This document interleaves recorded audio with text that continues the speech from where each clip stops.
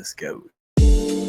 What's up, everybody? From Walmart. We're back. We're back, baby, again. Not a bad fish right there, guys. Oh, no.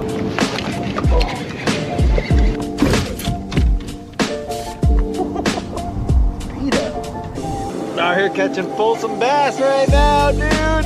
Woo, he's a little chunker.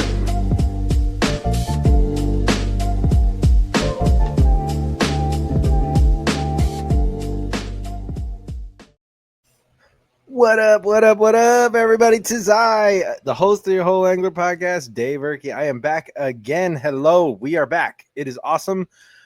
Sorry for so many breaks. It is summer. Work is heavy for me. Family's super important. So coming out with one every week. This is something I do. This is my passion project. I love to do this, but this is not my job, nor does this put food in my children's macaroni bowls. So I will be doing that stuff and then this stuff. So sorry to people who are been hitting me up like, hey, where's the episode? Where's the episode? They're coming. It's just real busy for me right now. And thank you for listening, by the way. So first things first, I would like to say thank you to Element, which is LMNT. It's 4 letters. It is an electrolytes supplement package. If you guys are looking for something and you are dying on the water, like you are not hydrating enough, not taking enough stuff in your body, and you're just out there getting toasted all day, dude, Element right here. This is my favorite flavor right now. It's the lemon.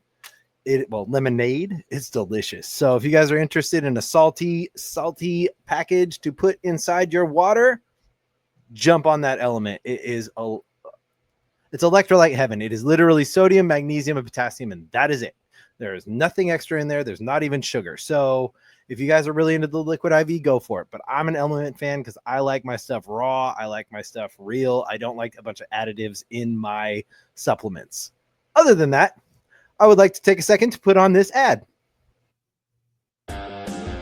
What up, dudes and dudettes? I'm sure you're tired of hearing my voice by now, but you're going to hear it for a little bit longer because this is a shout out to the sponsor of this show, Kayak City.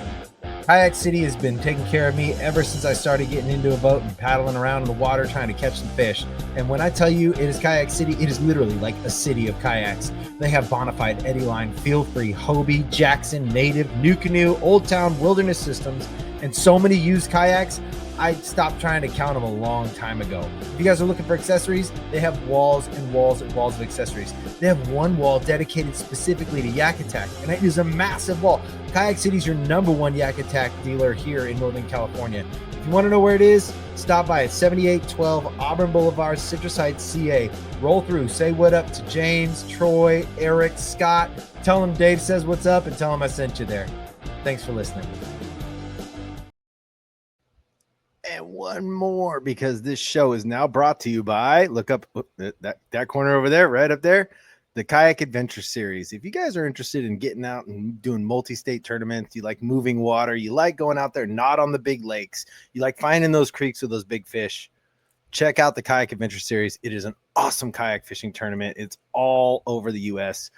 Chances are they might be coming, somewhere near me soon so I can actually fish one. But other than that, I would like to stop and take a minute and just say, think of your most positive friend. Think of the guy that brings you joy every time you see him. He walks through the door, the smile on his face, it's electric. His personality is just glowing. People around him feel better just being around him. And if you are thinking of that friend, well, I met a guy who's going to top that guy. And without further ado, I bring to you Sir Obedie Williams. I like that intro, Dave. You already know. I like to spread the love.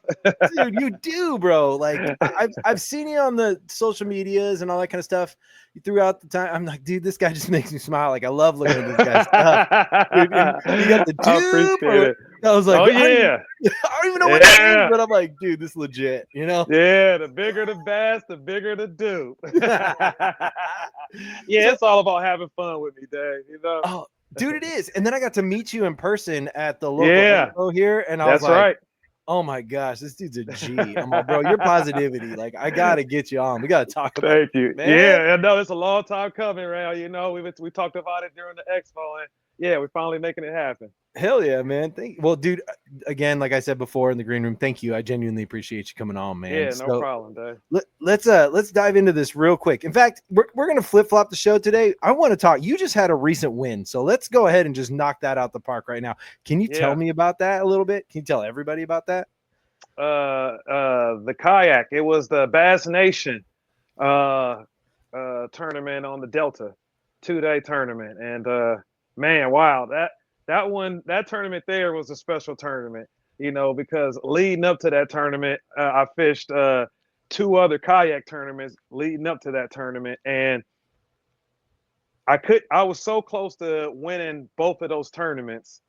And when it's like when you're doing good, to win is just even harder, because you start falling into second place, third place, fourth place, second place, third, second, third, and that first place. So it was like, man, I wanted that first place on both of those 2 tournaments previously. And then for the tournament to really win, the one that I really needed to win, I won. And man, it was amazing. Like the whole fishing days, all the fans that caught me on the water. It was just a magical weekend. And then I still didn't even know I won until at the weigh-in, and then they announced it. I was just hoping to be in the top 3 to qualify. Like that was my goal. Like I want to win, but please, I just want to be in that top 3 to qualify to go fish next year at the championship. And to find out that I won it, the trophy was so beautiful. It's just, Dave, it was just one of those tournaments. Like I fished 1,000 tournaments, and only a handful of tournaments were just special, and that was one of them. Oh yeah, dude. Hey, you know what? My hat's off to you. I'd take it off, but I'll rip my headphones off, and I'm half bald, so there's no point in doing that. Oh man, I'll join the club. I'm in the club with you. Yeah, dude, I'm so stoked for you, dude. And thank you, brother. The way you delivered it too, and like your delivery and how you express yourself is so magical. Like I watched the whole thing on the Instagram, and I was like, dude, I feel like I'm there with him right now. Like he is so jacked up. This is rad. Yeah. I just start getting back into taking people on the journey with me on the tournaments. Usually when I just go fun fish, I take people, but on the tournaments, I kind of, because it's business, but something about the last couple tournaments, I just felt like I haven't connected with my people for a while, and I wanted to bring them along.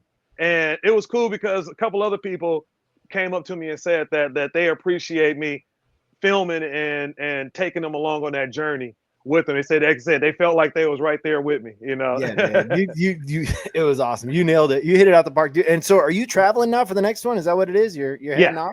Yep. The championship is sometime next year. I don't know the exact day, but Lake Chickamauga out in Tennessee. Ooh, yeah. Hey, so hey. I'm excited about that. Dude, you fished Tennessee before, yeah? I'm sure you have. Yeah, actually one time earlier this year, I was up at Jacob Wheeler's house. I saw that. with DC and Mark Daniels and Adrian, all the guys, Alan Jones Jr. And that was the only day. Yeah. Oh man, it was amazing to be there, but I didn't get to fish like I wanted because they was in tournament time. Mm-hmm. And Jacob, I was supposed to borrow Jacob's second boat to just go out and fun fish while they're practicing, but that second boat broke down, so I didn't have a chance to fish. I just kind of fished off his dock, and I caught some fish and everything, but I was like, man, I really wanted to like fish it, and it's like, man, I don't know when the next time I'm gonna be back out there. I was telling my wife, like, man, it was so nice out there, hopefully I can get back there. And then here we are. I win a tournament and I'm going back there. And I told the missus, I said, you're going to come along with me, going to turn into a vacation. I'm going to turn up out there. That's I said, my thing is, man, as soon as anytime you going fishing and you drive from the house, you get a block from the house, you on vacation, man. Yep. You know what I'm saying? Vacation. You got to treat it as a vacation as such, know? And that's how I go at it all the time. I treat it as a vacation, and I always make sure that I'm gonna have some fun, and and it worked out for me this far, just having fun, working hard, and I got to do a lot of trips because of fishing, and I got to meet a lot of cool people because of fishing. So this sport is just amazing. Hell yeah, dude. And then on top of that, I just recently went to Tennessee. I got to fish some of the local waters with some of the local boys. Yeah. when you get out there, just start shaking hands. Everybody's real polite, and it is real fun, man. You have a great time. Salt to the earth people, I swear to God. Yeah, you know what I found out when I was out there? It seemed like it's a lot of people fish. It's like a lot of fishing love out there. Like, you know, like it seemed like it was different from here to out there. Yes. You know, out there it just seems like everybody was nice. I mean, like you said, it was I was telling the wife, like, I ain't never experienced nothing like that. And I said it was like, if you're a fisherman, that looks like a beautiful place to live. And like I said, you got all the acres, all the homes that was on the water, and man, it was amazing. It was amazing. Yeah. I mean, if I wasn't such a California boy, I mean, I might entertain it. You can't leave the Delta. You're the king of the Delta. Like, you can't go leave, exactly. I just can't. After the wife always said, she said, "You would never leave, huh?" And I was like, I can't. I'm so California Delta. I mean, I just love the Delta. I love the people who fish the Delta. I probably done fished, gosh, every circuit in the last 20 years that ever fished the Delta, if they let me fish. Yep. You know, but I fished everything. I made it when I started fishing the Delta and doing tournaments. I made it a point to go to every circuit that was on the Delta, no matter how big it was and no matter how small it was. And I would show up because I wanted my name to be everywhere all over the Delta during that time. Yeah, that's how Delta I am. Yeah, I love it. And this weekend, right? Like this weekend is another one, so that's gonna be super fun. Yeah, exactly. Yep, they got the frog tournament. Jumping into that, you know. I'm just, you know. Is that a snag proof only one? Is that this? This is the Ultimate Frog Challenge. Oh, okay. So that is the UFC. Yeah. It's a UFC, and then after the UFC comes the snag proof. Bro. Yeah. Dude, yeah. I gotta check it. I'm a geek for frog fishing, man. Like I will throw a frog in February. I'll throw a frog in January. I do not care. I love it. So that's good. You know, shoot, you need to be out there in this tournament thing, because I don't throw a frog like that. Like I didn't have years where I kept the frog in my hand, like you said, February all year long. Mm-hmm. But you know, it's just on the list of things I like to do. Frog is probably like number 5. You know, getting down to it. But I love when they're biting the frog, though. I cannot. Oh man, just that noise of them. Dude. Oh man, I can't get enough of that, man. Yes. Hey, I can listen to that all day. Oh, same. Like my friend thinks I'm ridiculous because I save in my kayak because it's very limited what you can bring. I always have a spot for my frog rod. It could be January and 17 degrees outside. I got a frog rod back there just in case. I'll throw it. I'll throw it a good hour. Like, all right, man. I love it. That's how I am with my punch rod. Oh yeah. I don't care how cold or how hot. I got my punch rod with me. Is that yours? Is that yours? You a puncher? Yeah. Like that's your number one? Yeah. Oh yeah. I pride myself on punching. Yeah. I done cut a lot of checks, a lot of plaques off of punching. Yeah. That's my favorite way to fish. If I could punch the whole tournament, I'll punch the whole tournament. You know, if the fish tell me. you are the king of the Delta. You just come back with vegetation all over your kayak or all over your boat. Everywhere. Just grass everywhere. Hey, Dave, I was wondering how people be noticing that. Because that's why they be like, why are you in that like light little kayak? You know, my kayak has no frills, no nothing. You know, it's like a $600 kayak. Because I'm like, on the Delta, it just works. Yep. You know, them heavier kayaks with all the bells and whistles. Get in that grass, and then you tell me how you feel. Well, I mean, you also carrying like 20 extra pounds of weeds on the way back to the exactly. Check-in. Yeah. Let that wind. Everybody who got them big kayaks, you know what I'm talking about. When that wind pushes you deep into that grass, and your motor don't work. Your paddles, none of that stuff work, and you got your foot paddles. You got to paddle yourself up out of there. Yeah, that's when the real muscles come. Hey, you be in there so thick, and the wind is just pushing you. You, oh my goodness! You just start singing like an Italian theme song, just in the moon. Exactly, Dad. That's how it be. So I try to light myself up because I know I'm fishing the grass and I'm gonna be in that vegetation and it's lighter. I can with the lighter kayak, them heavy ones, man. It's like you're not even moving. Yeah. You know. So Like, yeah, okay. I got a river kayak and RVR, and then I got a Yeah. PWR. And if I go fishing like frogs or flipping, like I Yeah. take the RVR because I can get real light. I mean, it just goes right Yeah. over everything. So I'm like, cool. See? You can hear it just dragging on the bottom. I'm like, I don't know graph, nothing. I'm like, nope. Yeah. I know where they're at. They're in here. So Right. yeah. As I said, you know, I got the gosh, what's my other kayak? I got the native, Okay. and I only take that to the lakes. You know, oh, Mhm. we lake fishing and there's no vegetation or nothing. Okay, I do that, and I got the graph on it and all that stuff. Yeah. But day in and day out, yeah, I take that light kayak, and I get busy out there with it. Heck yeah. Hell yeah. All right, man. So we're gonna jump now. Like, let's talk about Young Obedie. We're gonna talk about like your life. So let's start with Okay. where and when were you born? Were you hatched in the Delta, or how did that happen? Let's hear it all. Born and raised in East Oakland, California, the Bay Area. All right. Yeah. And my dad, he started a buddy of his took him fishing when he worked at the post office, and he enjoyed it so much, and he bought a boat and like a little bay liner, and he started going fishing with his brothers. But before that, when my dad was younger, my grandfather was to go fishing with his buddies, and they would go fish the Delta, and he wouldn't take my dad, right? Because he was like, nah, this is all my buddies, it's grown-ups and all that. So my dad made a vow when he got older and he started fishing that he would always take me fishing. So his buddy took him out. He enjoyed it. He got a boat. We started going fishing, and we went fishing all the time. And I don't even know why he even took me, because he would go with his brothers or his buddies, and I'm the one that if somebody caught a fish while we on the boat, oh, I think all the fish are there while we're catfishing, because we're catfishing. And I would cast over everybody's line to get over to the spot.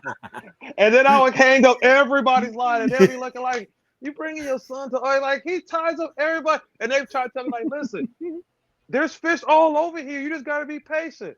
And, oh, man, those days used to be so funny. My dad, guys, as soon as somebody catch a fish, they all look at me because they know. They be like, listen, okay? He got lucky.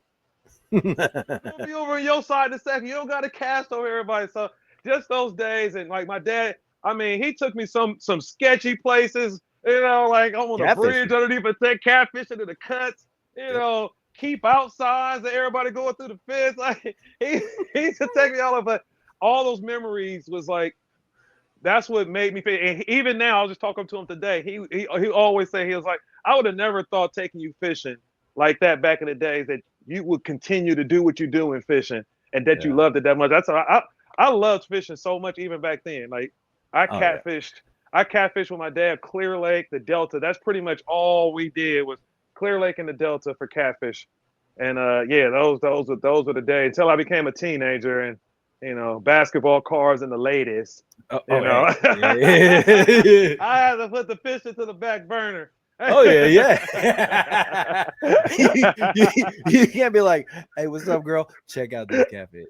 Right. I'll show they gotta see you on the court. Yeah, you know, I'll show up to the club at night in San Francisco and everything, Chocolate City, and they like, smells like chicken liver in here, anchovies. I had to back off of them, like, let me back up. Go wash my hands one more time. Right, yeah, I washed them 13 times. Yeah. Like, man, yeah. Oh yeah, that was a day, because my dad, when he went catfishing, he always would stay a whole day or 2 days. And he didn't bring no music. He didn't bring like no food. Like we'll stop at Burger King for, like, I had to tell him, like, you used to kill me with that. Like we'll stop at Burger King before we get to Tracy and go fish. And then he like, I'll get what you want. I'm like, yeah, we're going fishing. I'm eating my Whopper and everything. Fries. Like, this is gonna be fun. So we get out there, it's 1 o'clock, 5 o'clock, 8 o'clock, 9 o'clock, midnight. I'm starving. The fish, the bite done turned, like the bite done stopped. we already caught a game catfish, but he just be sitting there just chilling and taking it all in. When I was young, I didn't get on. I'm like, man, the fish stopped biting hours ago. Let's go home. It's cold. I'm hungry. But now, like, when I go, it's like now I be out there all night and all day, you know, and then I have people be like, man, how long you gonna be out here? That's why I fish by myself, you know. A lot of guys be wishing me. You can't take friends that don't fish and family that don't fish, because they ain't gonna if they don't love it like you, they ain't gonna last nowhere as long as you gonna last. Yeah, right. I've taken dudes fishing, or I've gone fishing with guys before, and many a times, like, we'll pull a 13-hour day. Like, I'm like, I feel the same, dude. I get out there, and then, like you said, the bite stops, but there's so much more to take in. Like, you start listening for the bluegill popping, you start listening to the birds chirping, the wind's blowing in a different direction, dude. It just, the clouds, like, I'm a weirdo, and, like, you know, like the weather systems, like, they look like spirals on the TV or whatever. Well, you can see that stripe in a cloud, and you're, oh, that's a spiral. Oh, sick. You know, like, I'm that guy. I'm just out there just taking it all in. Man. I take it all in too. Yeah, sometimes, especially on the lakes, in the kayak, I can sit back. You know, I threw a jig out. I'm just watch the eagles, watch the birds, and just the water, and just being out there. Shit, I put my foot off the side of the kayak on a hot day. Oh yeah, jig out there, and just like, man, does it get any better than this? I told my friend, I was like, when I be out there fishing like that on these lakes, I said, to me, it's compared to if someone fancy was like, oh, I'm going to Paris for a week and doing all this. I was like, I could go to Clear Lake for a week. I would pick Clear Lake in the hotel for a week with a boat than going to Paris for a week or somewhere like that. Because I love fishing, and just the knowing that, man, it's big fishing here. We fishing is so beautiful. Clear Lake is one of the most beautiful places like ever. Man, you've been at Clear Lake in the morning, and before that sun comes over the mountaintop, oh man, forget about it. Yes. Like that, man. And then I say, you calculate, add that into it with fishing, plus you'd fish in a tournament. Oh man, goodness gracious. Yeah. Just talking about it, man. I'm ready Hell to yeah. go. Yeah, dude. You know, I'll pull my own cards. I'm sure you know this. I'm sure we've talked about this. If not, I'm pretty new to fishing. Like, I have not been fishing my whole life. So, like, it's like a later the tug is the drug. You know, I was in skateboarding for years, and I've been doing construction most of my life. And so when I got into fishing, and, you know, I did plenty of projects, like we did Safeways and stuff out in Clear Lake, and we did a bunch of other stuff. And when someone was like, oh, you like bass fishing? I'm like, yeah. They're like, you ever been to Clear Lake? I'm all, what? Yeah.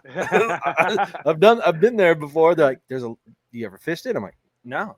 And they're like, you need to go to Clear Lake. And it's absolutely what you're saying. When you get on that lake, it is a different world. It's amazing out there. I love it. It is. Yeah. Yeah. I caught my first largemouth bass. I was 25 years old. 25? 25 when I caught my first largemouth bass. So it's like I never largemouth bass fish. It wasn't like my whole life. Yeah. You know, like I said, I picked that up later. I started with catfish, and then I got into stripers, and then I got into crappie fishing. You know, those were my things. Yeah, even when I started ripping lips, all it was catfish, stripers, and bluegills and red ears. Like that was my thing. Yeah, you know, until somebody introduced me into bass. Actually, it was one of my neighbors when I moved up here to Discovery Bay. One of my neighbors that stayed down the street, he was every morning he's leaving to go bass fishing. But I didn't know, and I'm looking like, man, this guy gets up every morning. He's going to fish. I'm looking out through my window. And then one day I'm just out there and I'm striper fishing in the backwater busting. And then this one time he stops and pulls up to me. He said, I see you out here fishing, man. You catching them big largemouth? And I was like, no, I'm catching stripers. He was like, here go a topwater frog. He gave me a topwater frog. He said, throw this right now. The largemouth bass are crushing it. Now, this is 2002 when he gave me that. And I didn't even know what it was. I'm like, what is this? Like, I don't even know what the heck I'm even looking at. I go in the house, I tell the wife, I said, he gave me this plastic frog. I don't know what they do with this thing. But it piqued my interest. Yeah. And then he was telling me how big the bass were here. So I started doing a little research. This is pre-internet. So what I start doing is I start watching Bill dance. Oh yeah. Yeah. And then I'm watching him catch bass, and I'm looking at all this stuff and like, wow, like, okay, they say they got him here. And yeah, and I went out for weeks and couldn't even catch a fish, a bass. I was like, yeah, I don't know if this for me. Reeling the frog back, like, why aren't they biting it? Right. I don't even say, and I had an ugly stick with spider wire on it. Like I didn't even know how to throw a bait caster or nothing. You know, I was throwing a frog on an ugly stick with braided line with spider wire, and that's how I learned. I practiced frog fishing, and then when I started meeting guys that really did it, they would laugh at me because they'd be like, "This guy has 4 rods on his deck, all spinning rods, all ugly sticks. He's throwing top water and throwing everything." But I didn't know. Like I said, when I say I started from the ground, like on the Delta, that's who made me where I am now. Like I started from the bottom, you know, and I worked my way all the way up to the top. I wasn't handed out nothing. I just loved it so much, and I wanted to be one of those guys. Like when I went to my first bass tournament, I just remember at the time I started doing my Rip and List videos, so people around the Delta knew me. And then I hooked up with Mark Daniels Jr. and Jamon Andrews, and I went to a tournament with them. And I was like, man, like people were like, man, it's Obedie, man, Rip and List. So they were showing me love. But then Mark won the tournament, and the love he was getting for winning the tournament and pulling out those fish, those big, like I was just like, that's what I want to do. That's what I want to do. So I stopped making videos and everything. Like I wanted to be one of the top bass anglers on the California Delta. And that's what I was striving for. Like tough. I was out fishing like every day. Yeah. Every day. But that's what it takes though to get to the top. You know, you got to be out there. Oh yeah. Well, I mean, you can't catch fish if you don't have a line in the water. You know what I'm saying? That's kind of what part. It is. So that part you can't win the tournament from the couch, man. Well, I mean, I can. Dude, I tell you what. The last tournament I fished a Yak Bass tournament. It was down Folsom, and I had a long night. My dishwasher, you know, the supply line busted, floor wet, tile, all that stuff. So I was up all night, and then I go to fish this tournament, dude, and everyone's like, "Oh man, how'd you do? What'd you catch?" I'm like, "I caught a nap. Like I found a cove up in the North Fork, dude. I just sat back in my kayak. I fell asleep, bro. I didn't even have a line in the water. I was like, I'm good.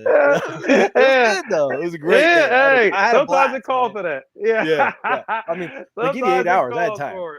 Hey, I'm shocked you even showed up.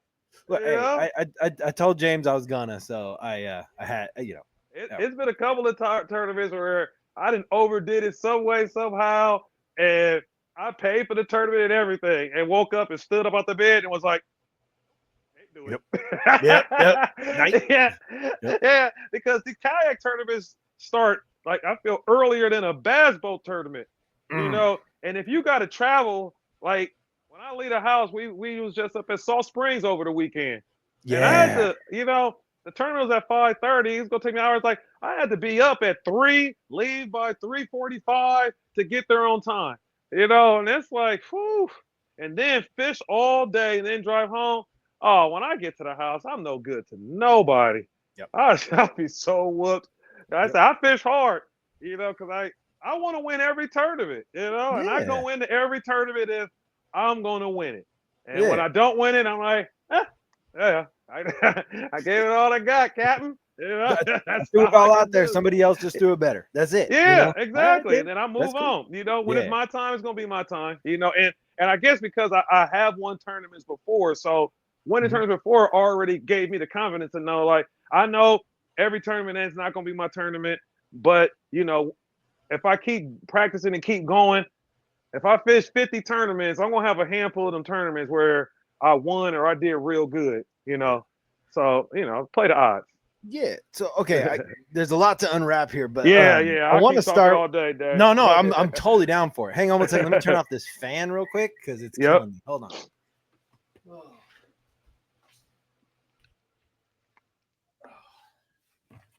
Yeah, I'm in the garage. I live in Sacramento. Well, I live in Roseville, so you know. So you got that heat out there, yeah, buddy. But we get your breezes. We get them Delta breezes every now and then. I'll take that. We got one today. Nice breeze today. Oh yeah. So okay, let's unwrap this a little bit. You said something that I love, and how you go about when you don't win, like your mentality for it. So where did you come up with like this? what stirred this positivity in you? Were you always just this positive? Like, where do you get that from? Like, I'm genuinely curious about that, because I think people need to have more of this mentality in their life. Yeah, you know, as far as I know, I mean, I always was the jokester. You know, that's why in school it was my grades wasn't top because I'm too busy cracking jokes. I'm making people laugh. I mean, I make the teacher laugh and everything, but I just while everybody's trying to do their work, I'm cracking jokes. I'm just being me. Like I've always just been happy kid. You know, I mean, life was always lifing, but I always just found the positive in it, you know, and far as I can remember, I just always been like that. And then people always like me, like when I'm in high school and all that, like I was the guy, you know. Hold on. Yeah. I Sorry, you froze for a second there. Okay, you were the guy. All right, I was the guy like in high school and junior high, like even like I had a lot of friends like in Oakland, to the point where my grandmother, when it was time for me when I'm working to buy a house, she wouldn't let me live in Oakland. She was like, "No, you know too many people," and some of the friends was the wrong friends. You know, it's just, but that's just the area and community I live in, and that's just what it is. And everybody loved me, and I was such a nice guy. So that's just. But my grandmother was like, "No. You got to move outside of Oakland." So I'm like, outside of Oakland, but at the same time, I start fishing. Got back into fishing, and coming back up to the Delta, and then I got lost trying to find some new water to fish. Ended up in Discovery Bay out here on the Delta, and I'm driving from Oakland up to Discovery Bay every day with my aluminum boat, putting it in the back of in the water, like walking it down the ramp. Because back then it wasn't that many homes on the water up here; it was just a lot of vacant lots.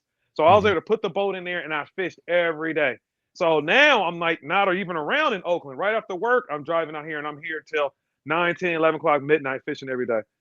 So when it was time to get the house, I told the wife, like, I would love to live out there in Discovery Bay, you know. And back then, shoot, nobody moved this far. It was like it's an hour away from Oakland, and that's where I worked at as well. And my kids went to school out there, so I was like, I told the wife, like, I'd rather commute to work than commute to fishing.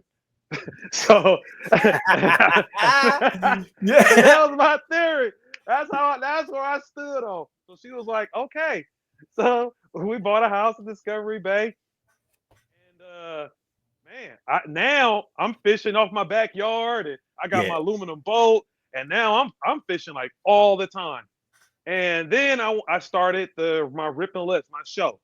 And I was like, my thing was kind of like how it all came together was kind of like I had all these friends and stuff that in Oakland, and a lot of people that like the Bay Area, like the Delta, there's so many beautiful places to go fish, but a lot of people don't even know nothing about it. So I did the videos to kind of say, hey, you know, hey, if you in the Bay Area and you think there's just nothing else to do around here, check out these fisheries that's close by and look at these fish I'm catching. And I'm out here at the campsite, and I'm trout fishing, I'm catfishing, and I'm crappie fishing, and I'm striper fishing. You know, you can do it too. If I'm no professional, you know, and I'm having a good time. And so I'm doing that. Now, when I get with Mark Daniels and Jamon, they start doing tournament fishing. I started doing a couple of tournaments, and right off the back, I was already like, oh, I don't know about this. Because the attitude of the majority of the fishermen, they was just stuck up. Like, if they caught them, they didn't want to talk to you. They was big shots, and nobody talked, and nobody had a good time, and you keep all your stuff to yourself. And it was like you want to be an ass, you know, and it's all about just working hard and keep it to yourself. And I was like, oh man, we ain't bass masters, you know, like you can have a good time and still compete. Like having a good time before the tournament, having a good time after the tournament got nothing to do with your performance on the water. You know, if you put the work in, you know. So I told Mark right from then, I was like, I'm bringing fun to the sport, you know. So that was my theory was like, I'm about to just let everybody know. It's like, don't be intimidated because this guy got all these patches all over his jersey, and he's walking around and he don't want to say nothing to nobody. And then you feel like, I don't probably shouldn't even fish this tournament. Like, nah, man, come on out. Have a good time. Try your luck and put your work in and see where it takes you, you know? But I also knew that if I'm going to be cracking jokes and laughing and doing all this stuff, I better be sure I can catch them. Yeah. Because what people was done is like, look, it's like if I didn't catch any fish and I was weak, they'll be like, see, that's why you don't be out here goofing around and cracking jokes and having a good time. Because he don't even catch them, you know. But it's hard when they be like, man, this dude comes with this positive attitude. He's smiling, he's laughing. Now the tournament start, and he went out there and actually got him. And then came back with the same positive attitude and you know, he catch him. But at the same time, when he didn't catch him, he still came back with the smile and the attitude and everything. And I just tried to like lead by example to tell you like, hey man, you ain't gotta have the fanciest boats and the best gear, and you don't gotta be an ass. You can come out and have a good time, man. Like I always looked at it like I say like if you go to Vegas, and be extra serious and be like, yeah, I'm about to just go play roulette and you know, and I'm about to try to win this money, and if I don't, I'm about to just go sit in the room and then come back. Like, nah, you treating it as a vacation. Now you go out there, you hope that you hit the jackpot and all that, but if you don't, you still went to the bar. You was at the nightclub. You went to the movies. You went dancing. You know, you did all this stuff to make up for, to balance it off, to say, hey, I lost all my money gambling, but boy, did I have a good time. And that's how I look. Pool hits right. Yeah, exactly, Dave. So that was my whole theory. Like thinking, like I treat this like, man, we gambling, but I can have fun while we gambling, right? Ain't no rule against having fun. And that's the attitude I started from day one all the way up to now. And then I see what I've done to the sport. Yes. On the way, all these people who came in, I get, there are thousands and thousands of messages from people like, man, what you doing? Thank you, man. Appreciate it. Like I was able to go out to my tournament and I had confidence and I didn't let all that, and I had a good time. And we caught 2 fish, but that was my first tournament. And you know, but then a guy this is my 10th tournament and I took 3rd. And man, I'm getting there. We bought the grill out. Somebody had the music. Like, that's what I'm talking about, man. Yeah. Dude, it's so infectious. And I love that people are giving you the responses. You know what I'm saying? Like, yes. It would be so, I'm sorry, if I was you, I would feel super odd just being myself and getting like crickets. You know what I'm saying? Like, oh, yeah. Yeah. Hey, the people keep me going also, you know, because sometimes I say, I got busy life. I got kids. I got wife. I got company I got to run. I got a lot of stuff to do. Yeah. Sometimes I don't even film or do anything, but I never not get messages. Messages every day come in. And it's so many that it's hard for me to even catch up to people. Like, I got messages right now that's weeks old. Like, it's just so many of them. But I sit there from time to time and I try to reply. I reply back to everybody. It just might be take me a minute. But I reply. But then when I read them, some of these messages is like, man, they touch me like man, like the love is just crazy. The stuff where people say I changed their life, like, man, it's like it's a blessing. Because you know, my dad always says, like, you know, you're like one of the biggest out here in Northern California, just personality and fishing and all that. But he's like, why? He said, if you had enough money, you could fish for a living. But I guess the perk is the love that you get. And I told him, I said, yeah, I don't get the money. I said, but I feel like, you know, I get something even better. You know, in life. Like who can say that they get hundreds and thousands of messages of love? Yes. You know what I'm saying? Like, I said, when I won the tournament for the Bass Nation, like I went underneath the bridge and I'm looking at my phone. My rods got stuck on the top of the bridge, almost broke them off. I had to retie everything.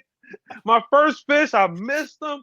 And then I'm like losing it. Like, this is like the first 20 minutes of the tournament. And I'm literally like, keep it together. Oh, like, oh my God, I'm so hot right now.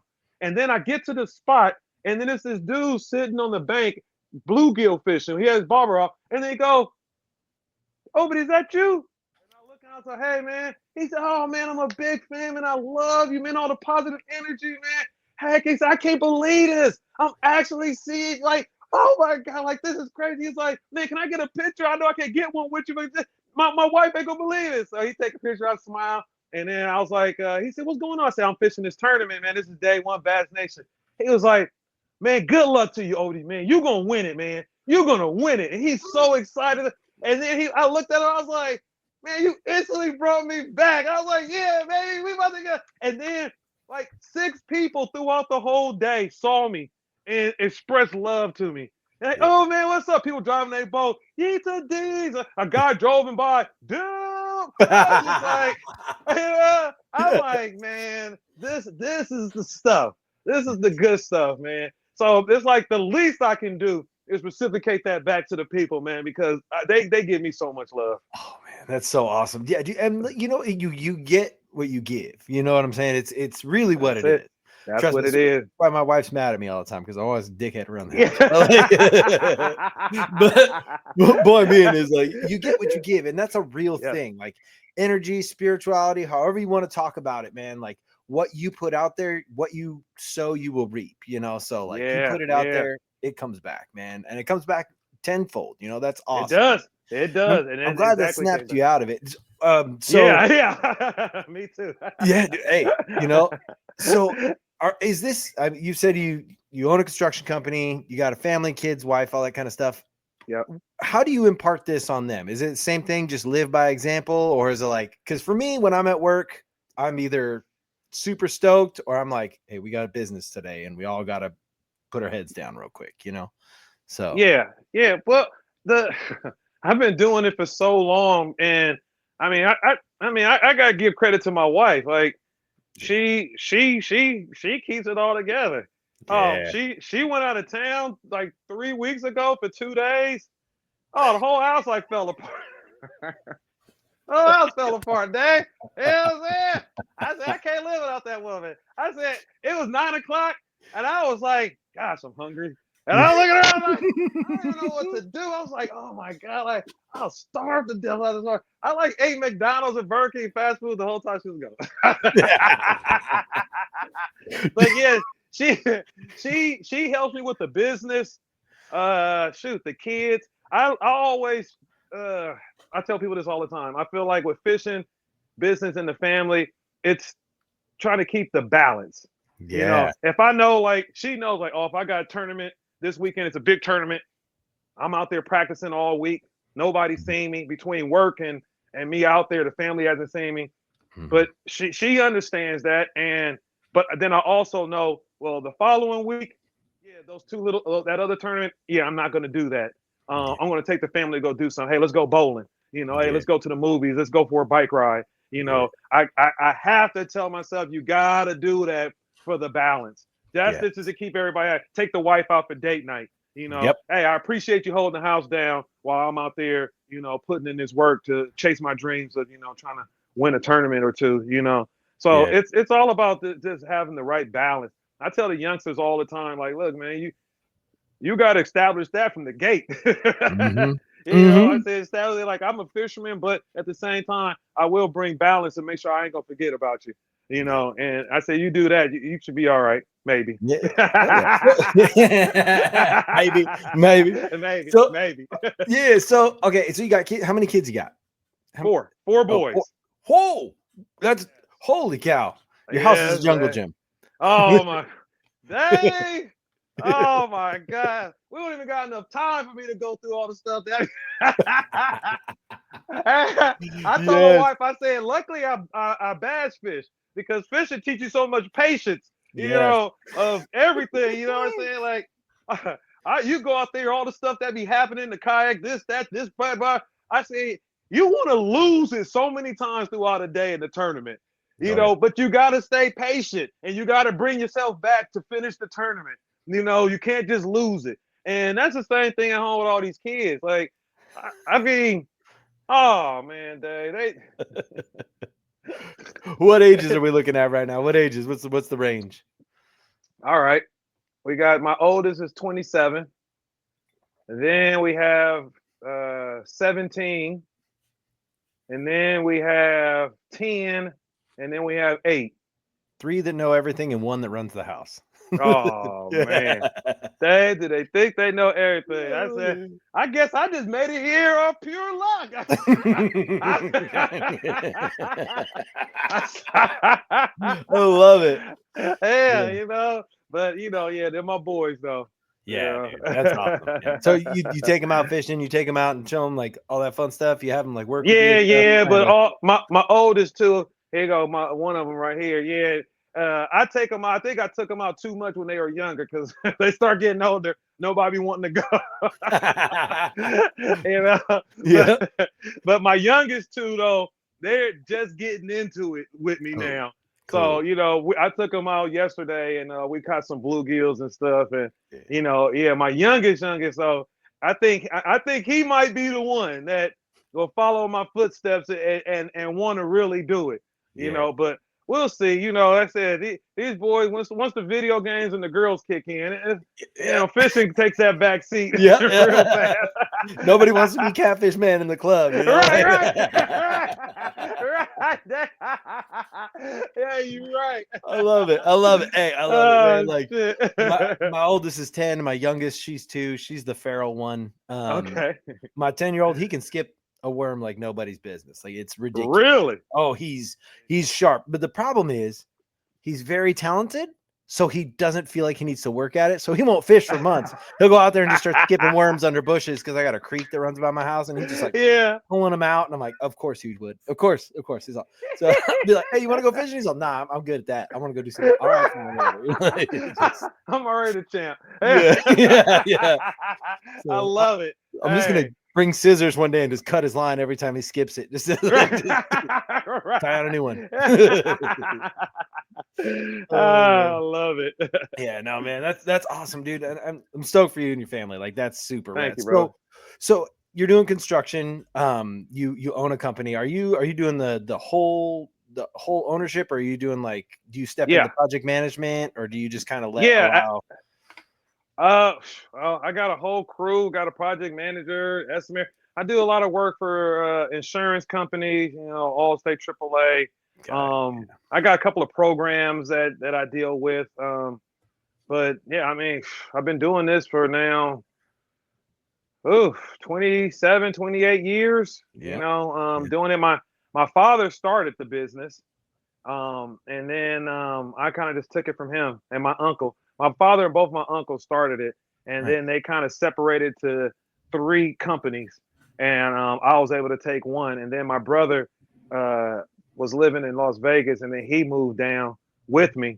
And when he moved in with me, my younger brother, I instantly just had him working with me. You know, and shoot, it's probably been, gosh, over 10 years now he's been with me, and it's just been me and him. I mean, it's a tough business. You know, but I mean, I give it a lot of love and thanks because it also allowed me to pursue my fishing and ripping lips. If it wasn't for that, it would have never been no ripping lips.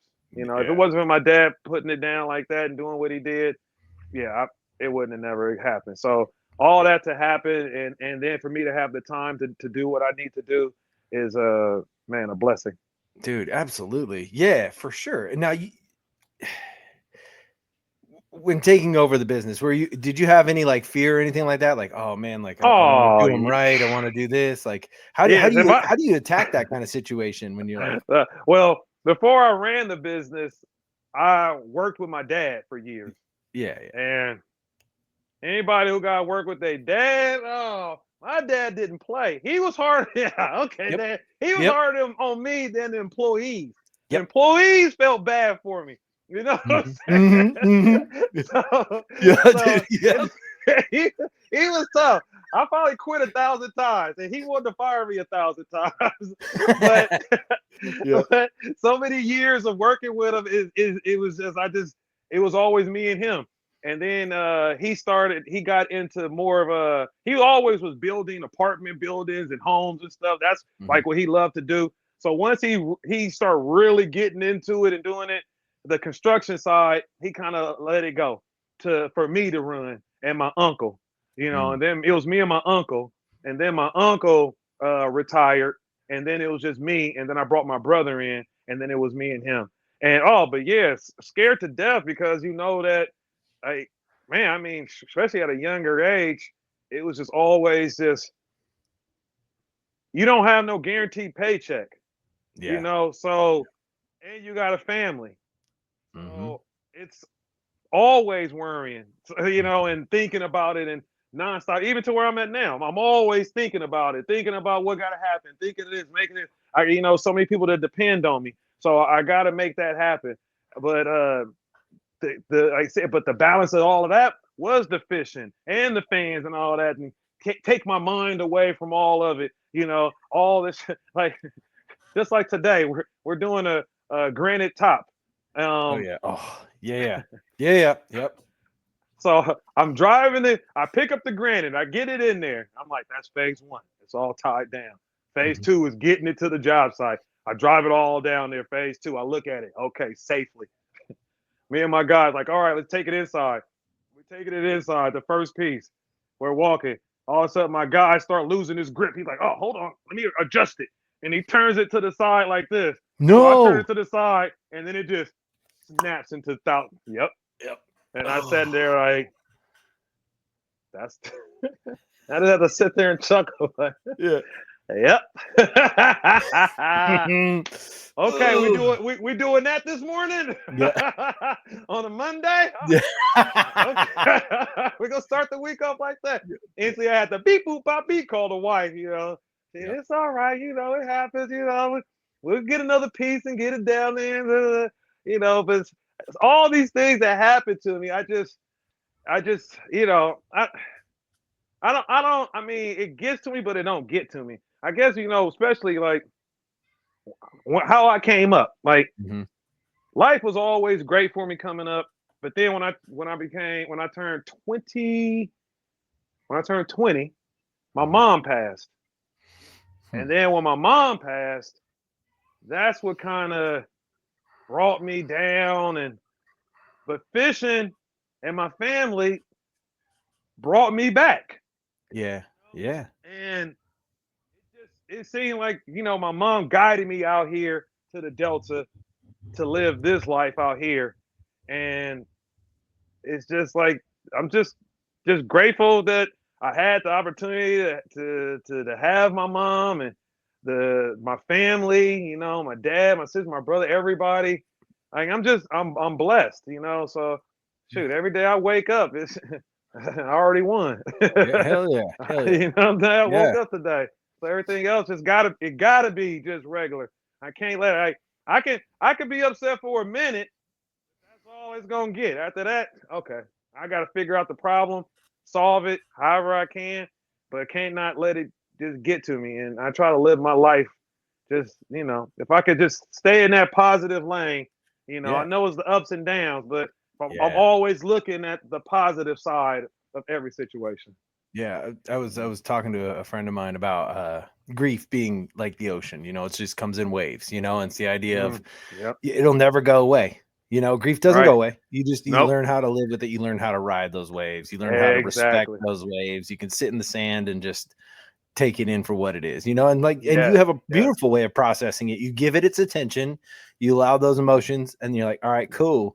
Yep. I got to keep going. Yeah, that's awesome, man. Yeah, that's right. Yeah, and knowing, I feel like my family and my grandmother passed, like they looking down on me, like they're my angels, And I know if I wasn't here, I was looking down on my kids. I would tell them, man, be happy as much as you can, man. Smile, spread the love, stay positive, and enjoy this one life you got. Yeah. Enjoy the ride and enjoy it. You only get one of it. So I just try to enjoy it, and just have a good time, Hell yeah. Dude, that's beautiful. Yeah. That's beautiful. All right. So you're 25, you're 25, you catch your first bass, you're working, you run in a construction company, you got the wife, family, life's going. What was you said you gave us your tournament intro. So what kept you going to the tournaments? Was it just the thrill of catching the bass? Because I was talking with another guy and I was saying there's something different about catching a 5-pounder in a tournament than there is a 5-pounder on a Tuesday. Right? Like there's a different feel. I think soon as I got into bass fishing, Okay. So soon as I probably right when I like kind of got interested in bass fishing, which I haven't even caught a bass yet, and then I started catching like little bass around the house. And now I'm like, oh, this is so cool. Plastic baits and you catching these. Like, I ain't got to buy chicken liver, anchovies, and night crawlers and stuff. Like, I can throw these worms or whatnot and everything to catch them. So, Little can you hear garlic me? scent. Yeah. Yeah, Sorry, yeah. that's my computer. So, A little garlic scent. Jay. So, my boy, Jermaine Andrews. First, my buddy Hit Rock, Mhm. Dale Smith. I brought him out to fish, and he didn't. All he knew how to do was trout fish, a little catfish. So I'm bringing him. We're catfishing and a striper. So I tell him like, you might as well be in some of my videos with the ripping lips, and I'm catching these stripers in the backyard and everything. So we catch a striper. So now I'm making DVDs of the ripping lips, and I'm handing them out. So the Hit Rock gives the DVD. He knew Jermaine Andrews through his kid's mother. So he knew that Jermaine bass fished with his dad and everything. So he gave him one of the DVDs. Jermaine Andrews saw the DVD, then hit the Hit Rock and was like, I need to meet this dude. Like, these videos are so clean. Like, I need to be a part of this. So I hook up with Jermaine, and Jermaine was like, man, I love your videos, man. Like, that's what fishing needs, man. It needs that positivity. He was like, I noticed though you got no largemouth bass videos on there. And I was like, yeah, I just got started in that. I just got started largemouth bass fishing, and I don't want to, and I don't want to talk about something I don't know nothing about. Yeah. So Yeah. I kind of just played it, but he was like, I'm about to teach you. And I was like, oh, okay. So then he was like, I'm gonna give you a call and I'm gonna take you out fishing. So I'm like, oh heck yeah. So 6 months go by, I ain't heard from him, right? So Yeah. I was like, all right, whatever. One day out the blue, he called me and I'm like, oh shit. I said, oh, what's up, Jay? He said, can you get off work tomorrow? And so we can go. And I was like, yeah, let's go. So he take me, and this is the first time I ever been on a bass boat. So we meet at Frank's track. I jump in the bass boat and I'm like, this is so sick. I'm sitting in this thing like, this is crazy. We get out the 5 mile an hour. He gun it. Whoa, the wind's hitting my face. I'm like, oh my God. I'm in Frank's track. I think we in the ocean. I don't even know where I'm at. I'm like, what the heck is this? This is sick. And whoa. He drives, whoa, he bends the corner. I'm hanging on. I'm like, oh my God. And then he stops. Whoa. And I'm still sitting in the seat like amazed, like, oh my God. He walks up to the front of the boat. He puts the troll motor down. He grabs a chatterbait. He throws it by these toolies. He catches, dude, fight yonder. He fighting them. He bringing it, and I'm still sitting in the seat like, what is happening? It was the biggest bass I ever saw. I said, this is crazy. This is, I mean, and then he went all over. He's flipping the zipper worm. I mean, I'm just like amazed. He drops me off. I get home. I instantly start sending him pictures of boats. What about this boat? and then I was at the house. I was trying to sell everything I owned to get a boat. I had a little car. I had this drop top S2000 that I bought, and that was my baby. I told my wife, I said, put that up for sale. Oh, I'm selling that. I had a Arlen Ness chopper motorcycle. Oh yeah. Yep. Hey, oh, that's a whole story on that too. It's a funny one. So I had that bike. I didn't even know how to ride motorcycles. Oh no. That was my first motorcycle. When I pulled out of Arlen Ness, and everybody, the guy had to come out and show me, okay, it's this, you got to turn this, and there was a bunch of people standing outside. And then he looked and said, this is first bike. That's like, this is your first bike. I jumped on it. I almost crashed. They was like, man, you want to get it towed to you? I said, no, I got to learn. And then I drove that thing off. I literally drove that bike 3 times, Dave. 3 times. So after the 3rd time I drove it, Jamon took me fishing on the bass boat. I got home. It was for sale. I got rid of all that stuff, and then I bought me a little tracker, and then that was the beginning. Yeah, that was the beginning of my road to the journey of tournament fishing, and then Jamon. So then, after when Jamon dropped me off, I dropped him off at his house. No, I drove to his house, and we drove from there. So when we got back to his house, he went in the garage. and then he gave me 2 rods that had bait casters on it, and then he was like, "Oh, give me $250 for both of these whenever you got it. Ain't no rush." He said, "But I want you to go home and practice in the grass, practice in your living room, throwing at cups or whatnot." And he said, "Just practice, practice, practice." And that's what I did every day. Yep. In the house with my wife, though, I'm in the living room Yep. every day practicing. I'm practicing. Like I got the bug after that. Like, oh man. I say, and then the cool part was the next week, I'm talking to Jamon. He was like, "Yeah, my buddy Mark Daniel, he fishes with his dad, and me and him about to team up and fish together." And I was like, "Oh, that's hecka cool." I said, "Man, let me come film it." And he was like, "All right." And they went on the winning streak that's probably ain't been done on the Delta in I don't know how many years.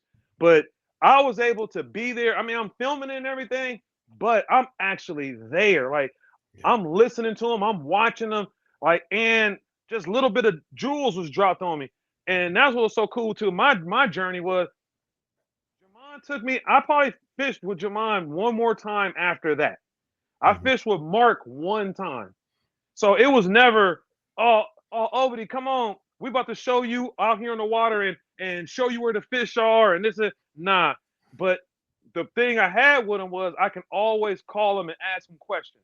And they always answer. So I literally be on the Delta fishing and I can't even catch a fish or I'm catching little fish. And I don't like, I'm out there fishing my heart out. I come back with 12 pounds. They got 28 pounds. You know? And I'm like how? Like, what am I doing wrong? And they'll try to explain it to me. And I mean, it took me years. They're like the first 2 years, oh, I donated every turn. Probably the first 2-3 years, I donated on every tournament. And then I remember one tournament I fished, and you know, I'm used to not getting a check, but I loved it so much, I still show up and fish. And then I'm getting in my vehicle and I'm driving away, and then somebody running, and they're Obedie. I looked at the rear view and I stopped, and I'm like thinking like something hanging off my boat or something. And I go, "Hey, what's going on?" And they're like, "You got the last check." I was like, "What?" Yes. I was like, yes. You know, so I mean, I had to grind from the last check to when I got my first plaque to when I got my first place plaque and my first trophy. Yeah. And this is like pre-internet. It ain't no video you can watch of oh, this guy's fishing this area or do it. It was none of that. And everybody was tight-lipped. So you literally had to go out there and learn how to catch those fish, you know. And I'm glad I came up that way because it made me like I fish hard because I know come up from you have to get it in.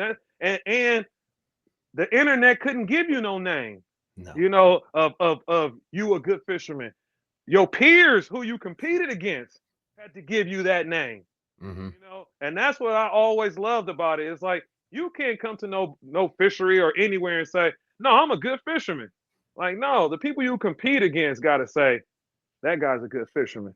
You know, and then when you start getting that, that's what to me was like actually feeling like making it somewhere on any body of water. When the people you compete against and they start looking at you, or the first time on the Delta when guys was top guys who I looked up to. All them times I'm losing, I'm getting higher and higher.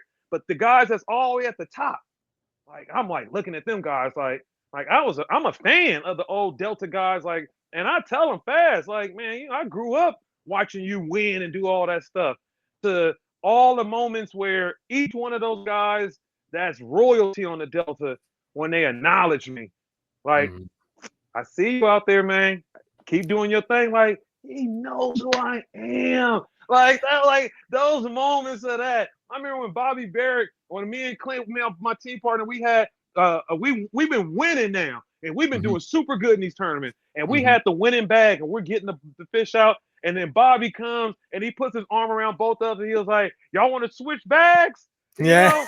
And then we looked, and it's like, that's Bobby Barrett, man. Like, this is sick. Like, hell yeah, like the top guys. And that's what I was chasing on the Delta for bass fishing. I wanted those top guys to be like, you're a top guy now. You know? And when that day happened for me, it was like, man, like all that work I did paid off, you know. And so I tell people all the time, like, nah, it takes a lot of hard work. You got to come take your lickings. Like, if you, oh, I'm just getting into the sport, man. They beat me. Of course they beat you. You just got here. You know what I'm saying? You just arrived, man. Put some Yeah. years and put some time in, and then watch how you develop. But you ain't gonna last long in this sport if you don't love it. No, yeah, no way, You dude. gotta love it. And that leads me to what I was going to unpack a little bit earlier when you talk about fishing being a vacation. Like some people, like I'm going to use these examples. Some people use fishing as an escape, which is not a negative thing. Some people use fishing as a reset, like a mental or emotional reset. And some people use fishing as their guide. You know what I'm saying? Like, this is what I do. I go to work so I can do this, like, so like for you, we're saying fishing is a vacation, but what you're telling me right now is fishing is your reset, dude. Like the way you explain it, like you get filled, your cup gets filled, not only by the love that you get on the internet, but like you said, by the admiration of your peers. Like you did not come up an entitled angler, because you said it perfectly. The internet titles people. They give people titles, and you got the title by earning it the hard way from everybody else out there trying to outwork you. There's a total different, like caption by your name. You know what I'm saying? So Dad, you're right. Yeah. So you're saying it's like a full reset for you. Like you get, just the way you talk about this. I mean, you are a passionate person, but the way you explain this to me is like, this is your passion. This is your driving force. This is your reset from life. This is awesome, dude. So that's why people be like, man, why are you in the kayak? You got a boat. And I was like, I love to fish. Mm-hmm. I got my buddy, he gave me what's those gosh, what's the name of the little boats that when you're in the water and your feet kick in the water? The paddle boats. What are they called? Are you talking about like the big duck with the wheel and stuff, or like the? No, like when you're sitting in the seat and they got the flotations on the side and you can't, I can't even think of the name. But my buddy gave me one of those and gave me the circuit. They have tournaments with those boats and belly boats, I think they call them. So you're gonna see me in some of those tournaments. Hell you know what I'm saying?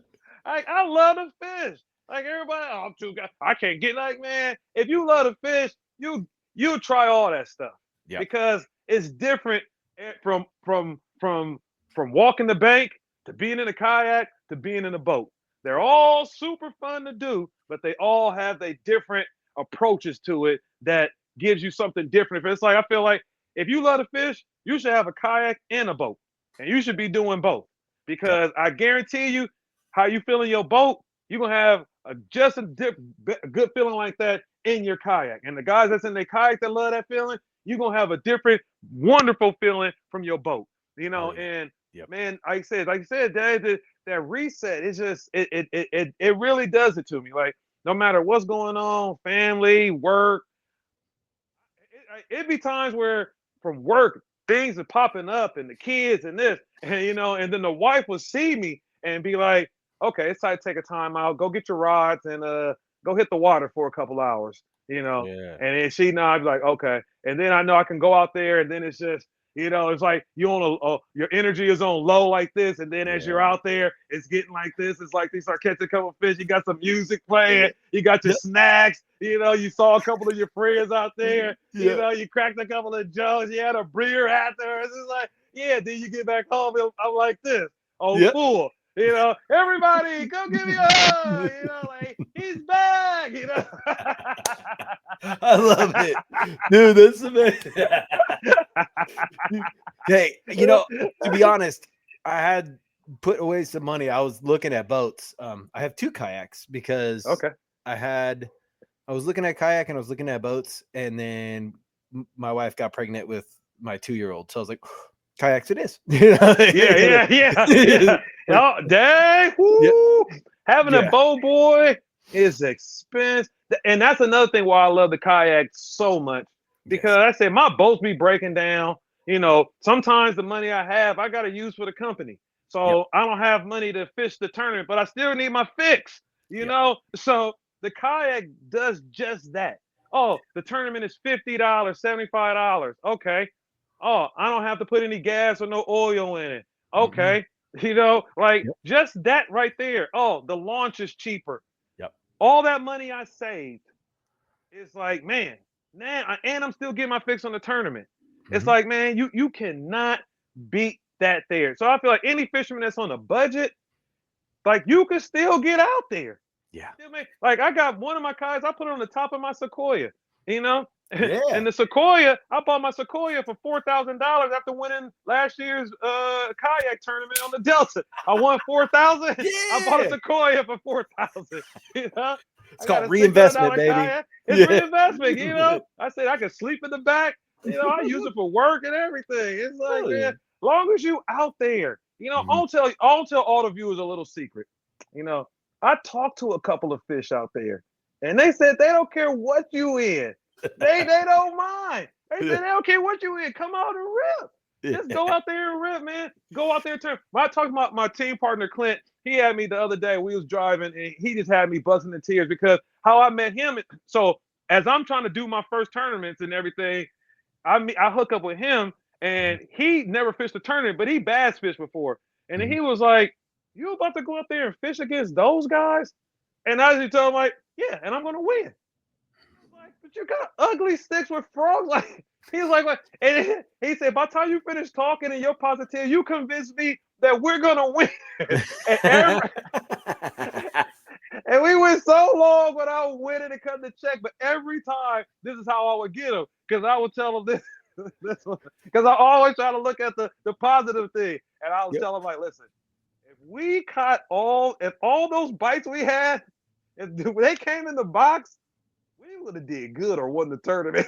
Yep. And I'd be like, I used to always weigh the bites on them. Hey, 3 fish we had, I bet you those other 2 bites, we was right there. And he, you know what? You right. Yeah, dude. Like, all right. Yeah. All right, next week we'll put our money up. Yeah. Hey, me and Clint, we had like no money. Oh, like we were so broke doing those tournaments where when we went to go put gas in the boat, wherever amount of money we had, if it was $30, that went in the gas tank, and that would determine how far we fishing in the tournament.